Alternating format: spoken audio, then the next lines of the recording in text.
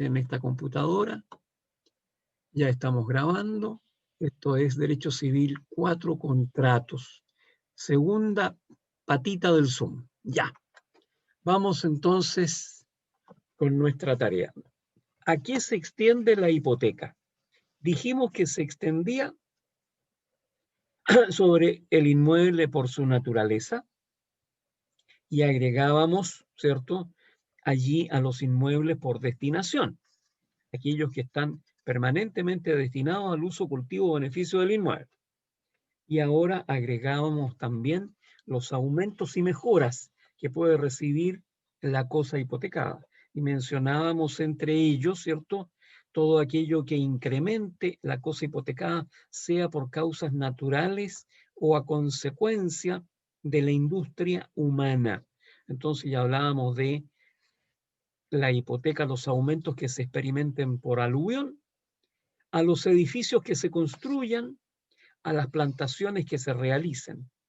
Si se hipoteca la nuda propiedad y luego se consolida con el usufructo, la hipoteca gravará la propiedad plena.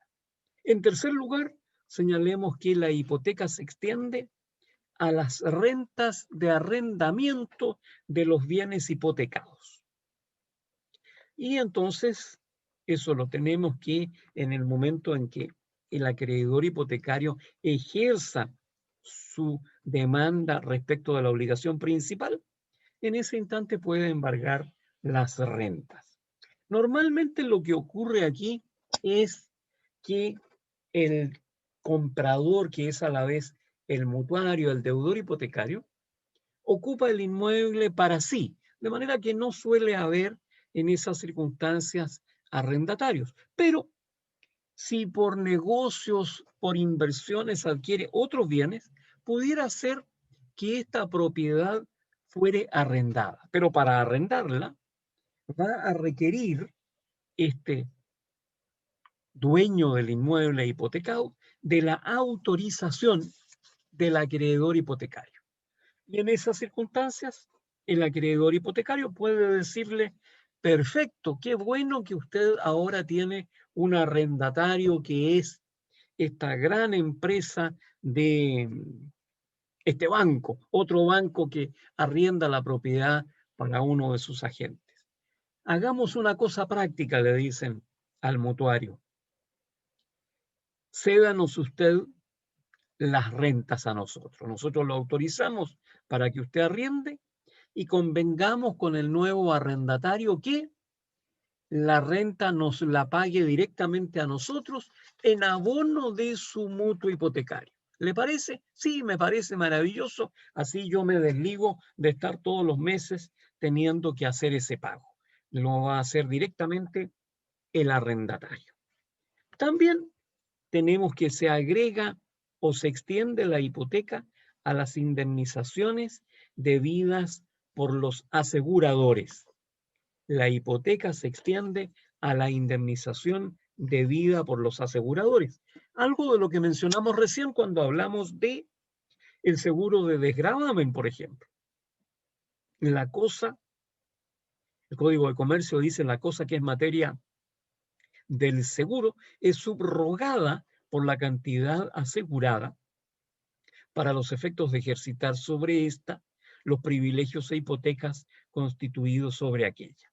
Como consecuencia de esta subrogación real, la hipoteca recaerá sobre un bien mueble, como es la indemnización del seguro. Pero en definitiva, es un mecanismo a través del cual se puede también facilitar su realización.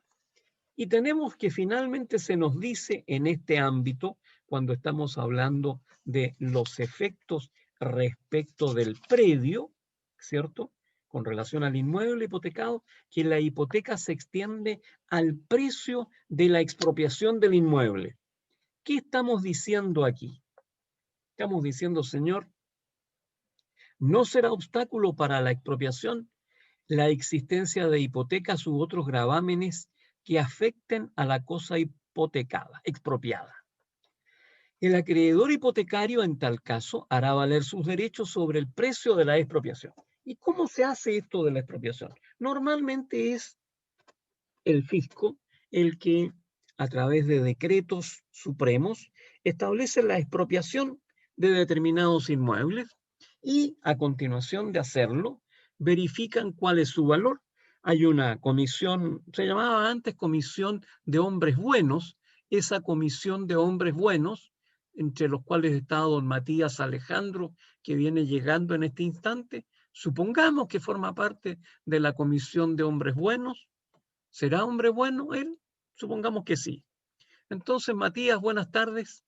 Hemos dicho que usted forma parte de la comisión de hombres buenos. No ha conectado el audio, don Matías, todavía. Conecte el audio nomás, don Matías. Ahí estamos. Entonces decíamos que usted formaba parte de la comisión de hombres buenos.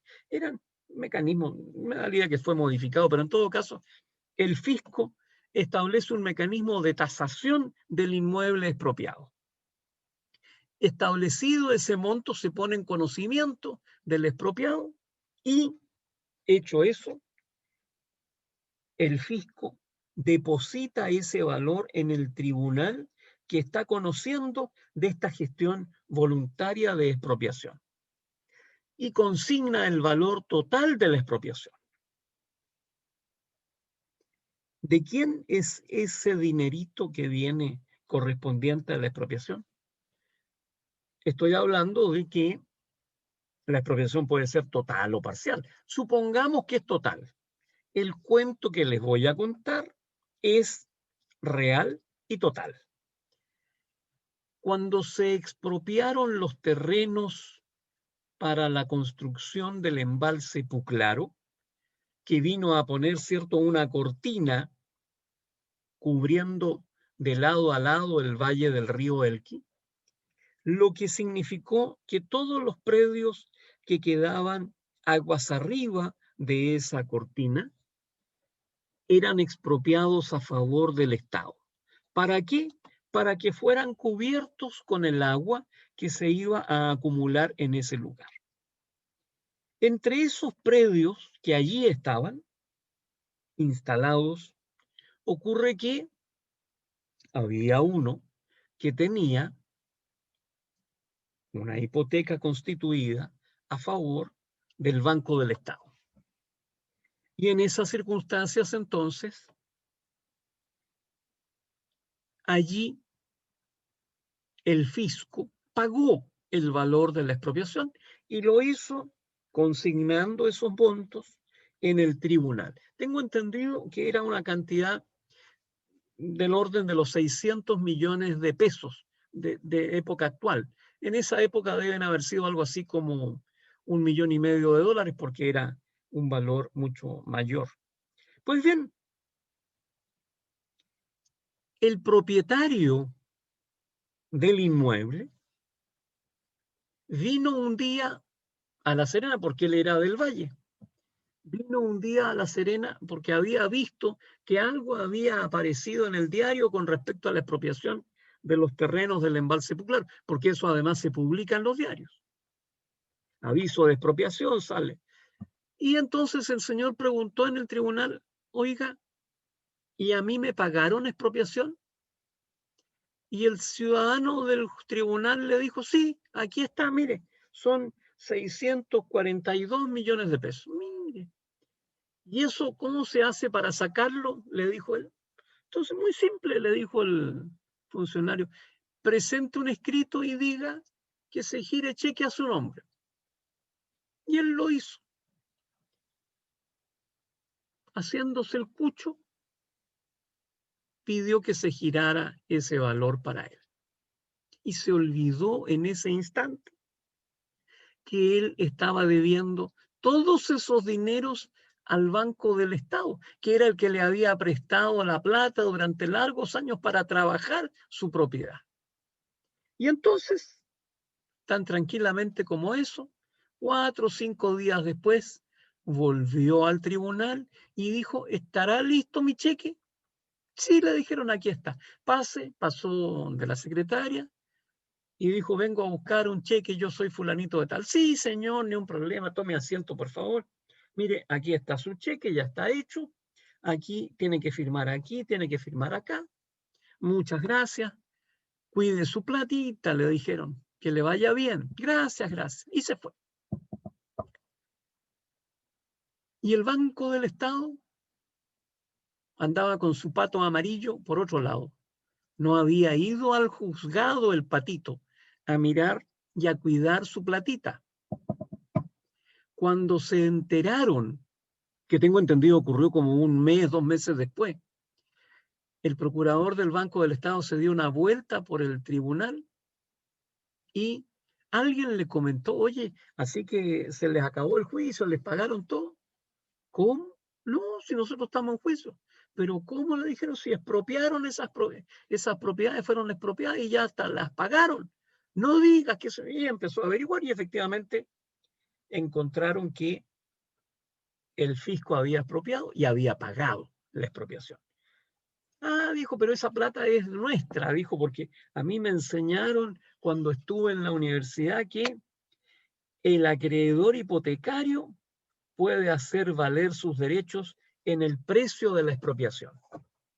Así que fueron a ver dónde estaba el precio. No estaba. Se había esfumado, se había disuelto, se había disgregado, se había desaparecido. Porque el deudor, el dueño del predio expropiado, hizo un acto de magia e hizo desaparecer los 600 millones que naturalmente no los guardó en ninguna parte a disposición del Banco del Estado, del cual era un deudor civil. Él era un deudor civil. Entonces, nunca se olviden que se extiende la hipoteca al precio de la expropiación del inmueble. Eso significó que el abogado regional de la época del Banco del Estado fue despedido después de haber estado como 25 años en el banco, que el abogado que estaba a cargo de la causa fue demandado por el banco porque se le atribuyó la negligencia en no cuidar los intereses del banco, cosa que efectivamente había ocurrido. Cuento corto, al final de como 8 años, 9 años, el abogado del banco, no el regional, sino el que había actuado en la causa, negoció con el Banco del Estado y tengo entendido que pagó algo así como 250 millones de pesos como transacción para solucionar ese juicio en que el único que respondió por la expropiación fue él, el abogado. Entonces, ustedes como abogados, que no les pase. Cuando ustedes sepan de que algún predio que ustedes están ejecutando tiene su hipoteca, pero tiene la posibilidad de ser expropiado, hay que estar muy atentos al acto de la expropiación. Formas de expropiación que uno conoce en el tiempo actual. Se está haciendo el camino doble vía entre, supongamos, Vallenar y, no sé, pues más al norte, supongamos, y Copiapó. Ya está hecho. Pero supongamos que era de Copiapó hasta Chañaral, doble vía. Todos los terrenos que están al margen de ese camino que hoy existe, hay que tomar conciencia que van a ser expropiados o totalmente o en parte en la franja que permita la construcción de esa doble vía. Entonces, si yo soy acreedor de uno de esos predios, tengo que estar vivo el ojo para poder cobrar esos valores y que me sean incorporados a la cuenta que yo tengo. Eso decimos entonces con relación a la expropiación del inmueble. ¿Cuáles son los efectos que la hipoteca genera con relación al constituyente? La hipoteca limita el derecho del dueño de la finca hipotecada. Por de pronto, no puede disponer de ella en términos que menoscaben la garantía hipotecaria. Sus facultades de uso y goce deben también ejercerse de manera tal que no provoquen desvalorización y la correspondiente disminución de la eficacia de la caución. Entonces, en términos generales, conserva el dueño la facultad de disponer de la finca. O sea que el dueño puede vender la propiedad aun cuando esté hipotecada. Don Matías, usted tiene una propiedad dada en hipoteca y usted la puede vender, fíjese, Pero no dice eso su contrato, Miguel Ángel. ¿Dice que está facultado para vender su contrato? Yo creo que no. El contrato de Miguel Ángel debe decir que está prohibido al deudor hipotecario enajenar el inmueble hipotecado, arrendarlo, etcétera, etcétera, etcétera. Entonces, ¿y cómo entendemos esto que dice el artículo 2415? El dueño de los bienes gravados con hipoteca podrá siempre enajenarlos o hipotecarlos, no obstante cualquier estipulación en contrario. O sea que aunque yo tenga la hipoteca y aparezca ahí una prohibición convencional de que no puedo enajenarlo, ¿puedo de todas maneras venderlo? Sí, puede venderlo. Por una razón muy simple, porque el derecho del acreedor hipotecario no se ve dañado por esa circunstancia. Recuerdan ustedes que anunciamos hace la clase anterior que el derecho real de hipoteca otorgaba el derecho de perseguir, el derecho de persecución para perseguir la finca en manos de quien se encuentre, del que la posea. Y a su vez, este deudor hipotecario puede constituir nuevas hipotecas. ¿Pero cómo? Si yo dije que tenía la primera hipoteca para garantizar los 70 millones que me prestaron Miguel Ángel, y a su vez constituí una segunda hipoteca como garantía general hipotecaria para todas las cosas que yo tenga en el banco. Y ocurre que yo puedo además hipotecar más todavía. Sí, se puede. Lo que va a ocurrir es que las hipotecas que constituya usted van a tener un grado posterior a las de las ya constituidas. Las hipotecas más antiguas prefieren a las más recientes. Puede haber un predio que tenga 3, 4, 5 hipotecas sin mayores dificultades. Entonces, nosotros decimos que el dueño de la finca tiene limitado su derecho de dominio, en el sentido de que los derechos que constituya deben estar sujetos a la misma limitación que la hipoteca que ya se constituyó. Y a su vez, que el constituyente de la cosa hipotecada conserva la tenencia de la cosa y con ella sus facultades de uso y goce. Pero no es lícito al constituyente de la hipoteca ejercitar estas facultades en forma arbitraria y perjudicial para el acreedor. Yo, dueño de la propiedad hipotecada, deudor hipotecario, no puedo demoler los edificios de la finca, no puedo talar íntegramente un bosque. Yo necesito, en esas circunstancias, ¿cierto?, de contar con la autorización del acreedor hipotecario, porque de lo contrario, ese acreedor hipotecario tiene derecho a que se le mejore la hipoteca. En esas circunstancias estamos hablando de que hay limitaciones en las facultades de uso y goce. Ahora, pudiera ser que es indiferente que la pérdida o deterioro se produzca por caso fortuito o por hecho o culpa del propietario, pero eso no obsta a que se tenga que mantener la garantía.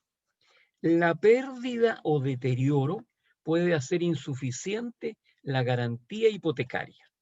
Entonces, en esas circunstancias está obligado el deudor a mejorarla.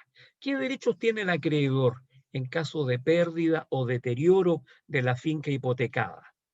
Tiene el acreedor derecho a demandar que se mejore la hipoteca, que se le dé un suplemento de hipoteca o que se le otorgue una nueva hipoteca respecto de otro bien.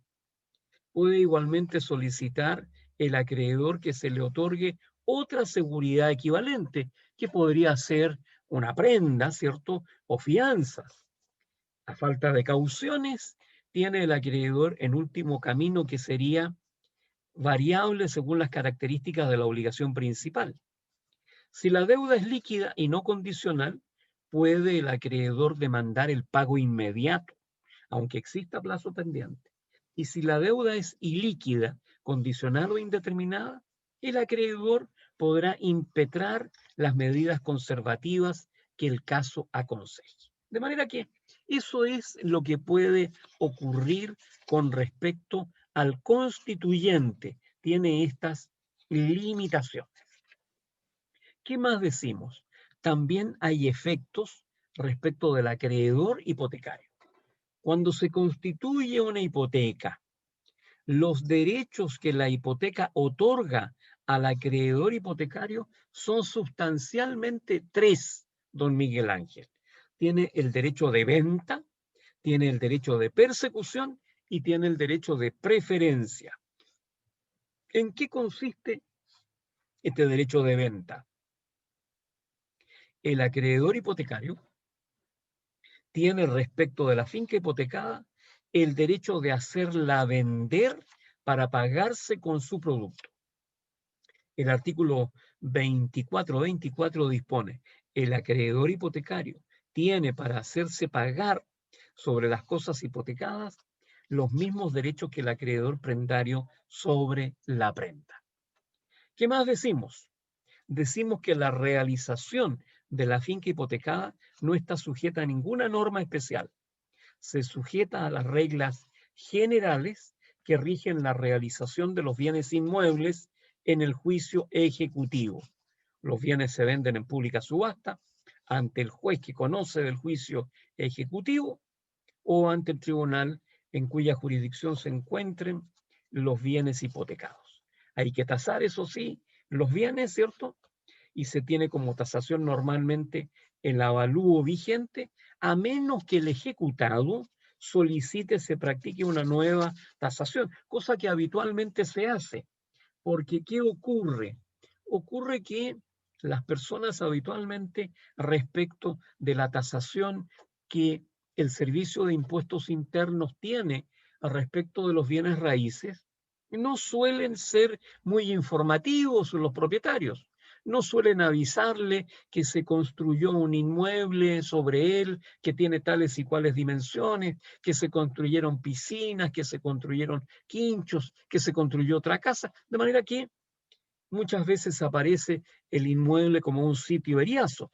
Y cuando usted no ha pagado y se lo van a subastar, el avalúo que se va a usar va a ser el avalúo fiscal. Entonces, momentito, dice uno, solicito una nueva tasación. Y se nombra entonces un perito, y ese perito hace un informe de tasación especial que considera todas aquellas valoraciones respecto de los muebles e inmuebles que existan sobre él. Se hace el remate en el día que está establecido. Hay que señalar que el acreedor hipotecario tiene derecho, a falta de que haya postulantes para adquirir el inmueble, que se adjudique el inmueble al mismo acreedor hipotecario. Decíamos que esa disposición estaba señalada para el acreedor prendario. Respecto del acreedor hipotecario, esa disposición está derogada, de manera que lo que tiene que hacer el acreedor hipotecario al que no se le va obteniendo el beneficio porque no hay interesados es llevar a cabo una nueva subasta para que de esa manera se pueda aparecer nuevos postores que puedan comprar el inmueble. ¿Qué más decimos nosotros a propósito de estas circunstancias? Que también existe un derecho de persecución. Mientras la finca hipotecada permanece en poder del deudor, la acción personal que deriva de la obligación principal y la acción hipotecaria en el hecho se confunden. Recuerden que la obligación principal que está exigiendo el banco, en el ejemplo que hemos usado, es el cobro de los valores derivados del mutuo, la acción del mutuo. Pero además existe la acción hipotecaria, que es la acción real respecto de la cual el inmueble está garantizándola. Entonces, cuando el inmueble está en poder del deudor hipotecario, se confunden ambas acciones.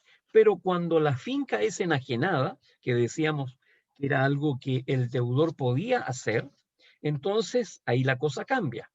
La enajenación no afecta al derecho de hipoteca ni a la acción hipotecaria, porque hemos dicho que la hipoteca es un derecho real, sigue a la finca, sigue al inmueble, y la acción hipotecaria entonces puede dirigirse contra el actual propietario. La hipoteca, dice el artículo 2428, da al acreedor el derecho de perseguir la finca hipotecada, sea quien fuere el que la posea y a cualquier título que la haya adquirido. Entonces, allí vemos que se produce y se lleva a cabo esto que hemos llamado el derecho de persecución, que no es otra cosa que la hipoteca misma en cuanto afecta a terceros poseedores. ¿Y quiénes son estos terceros poseedores? Se llama terceros poseedores a toda persona que detenta a un título no precario la finca gravada con hipoteca sin que se haya obligado personalmente al pago de la obligación garantizada. Don Miguel Ángel compró el inmueble en 100 millones de pesos. Le prestaron 70 millones de pesos. Y en esas circunstancias, la garantía hipotecaria es por esos 70 millones de pesos. Tiene dificultades y le aconsejan que venda la propiedad, de manera de dificultarle la posibilidad de cobro al banco al cual él le debe. Entonces, anda aquí en nuestro país un primo de don Miguel Ángel, un señor Quesada que vive en Papúa, en Nueva Guinea. Y en esas circunstancias,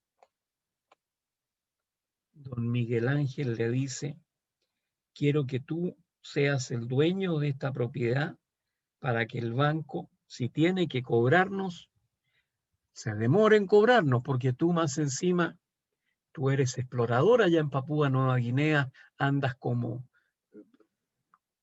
guía de turistas, de manera que no estás habitualmente en tu casa en Papúa.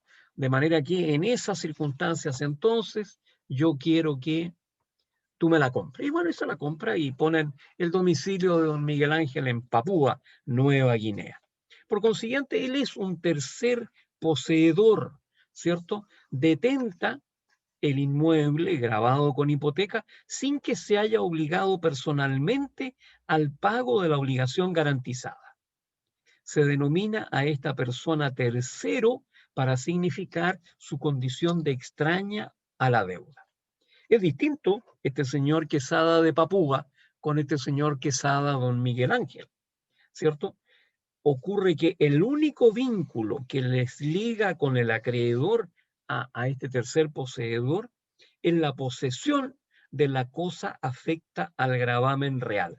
Esta es una obligación propter rem, ¿es cierto? Porque es la cosa la que tiene la deuda. El deudor en verdad es el inmueble. Tercer poseedor, por de pronto, es la persona que adquiere la finca con el gravamen hipotecario ya constituido también. A este también se le llama tercer poseedor. El artículo 2429 dice que se reputa tercer poseedor a la persona que es perseguida por el acreedor para el pago de la hipoteca constituida sobre una finca que después pasó a sus manos con este gravamen. El adquirente, para quedar obligado solo propter rem, ha de ser un adquirente a título singular, comprador, donatario, legatario. El constituyente de una hipoteca sobre un bien propio en garantía de una deuda ajena, ese también es un tercer poseedor. Lo dice el 2430. El que hipoteca un inmueble suyo por una deuda ajena no se entenderá obligado personalmente si no se hubiere estipulado. Para actuar contra estos terceros poseedores existe la acción hipotecaria que recibe el nombre especial de acción de desposeimiento. Se trata de perseguir si se trata de perseguir al deudor principal al deudor personal y el acreedor dispone de un título ejecutivo, va a cobrar ejecutivamente la obligación principal, el mutuo, y embargará la finca hipotecada y procederá a su realización y se hará pago.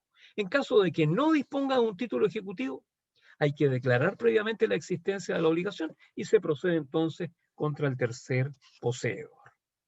¿Qué pasa si paga la deuda el tercer poseedor? Está satisfaciendo una obligación ajena y debe ser reembolsado por el deudor personal. Para garantizarle el reembolso, queda subrogado por el solo Ministerio de la Ley en los derechos del acreedor hipotecario. Si pagara nuestro amigo Quesada, el que vive allá en Papúa Nueva Guinea, él tiene entonces los mismos derechos que el acreedor hipotecario respecto de los cuales se ha subrogado para cobrarle a don Miguel Ángel, que era este deudor escurridizo aquí en el continente americano. ¿Y qué más puede ocurrir? Que el tercer poseedor haga abandono de la finca hipotecada. El tercer poseedor está obligado en razón de la posesión de la finca hipotecada. Por lo mismo, cesa su responsabilidad desde que deja de poseer la cosa, desde que la abandona y que es un derecho que él tiene. Mediante el abandono, el tercer poseedor pone a cubierto su crédito, mostrando que no ha infringido una obligación personal suya, se libera de las molestias y preocupaciones de un juicio y de la responsabilidad de administrar los bienes ajenos. ¿Qué más decimos? Decimos que existe también el derecho de preferencia. Pero respecto del derecho de preferencia, vamos a hablar en la próxima etapa de nuestro Zoom, porque ya le quedan apenas 5 minutos. Entonces nos vamos a ir, nos vamos a despedir temporalmente y a vuelta de conexión estamos de nuevo siguiendo con nuestra hipoteca y con el derecho. ¿Qué derecho dijimos que era el que nos quedaba? El de preferencia. Hemos visto el derecho de venta, salud. Don Miguel Ángel es un caballero, tose sobre su, ¿cómo se llama esto? Antebrazo le llamo yo, pero no. Pero brazo y antebrazo. Pero esta parte, sí. ¿Cómo se llama? No saben. No saben. No tenemos el manejo técnico. No saben. Mire, usted tiene eso. Usted tose ahí y no sabe cómo se llama. ¿Dónde está tosiendo Miguel Ángel? Ya. Entonces dijimos que volvemos en 5 minutos. Nos vemos. Chau. Ya, profe, gracias. Chau.